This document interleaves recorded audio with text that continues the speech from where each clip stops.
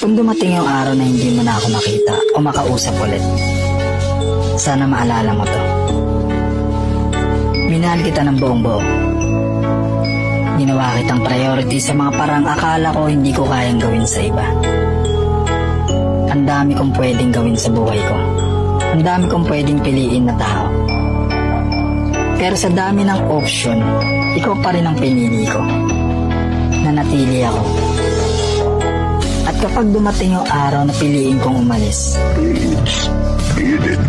sana ang pagkawala ko ang magdala sa'yo ng kapayapaang hindi ko naibigay habang nandyan ako. Hindi naging perpekto ang pagmamahal ko, pero totoo yun. At kahit pakawalan na kita, may parte pa rin ng puso ko na umaasang matagpuan mo yung kaligayahang hindi mo nahanap sa akin.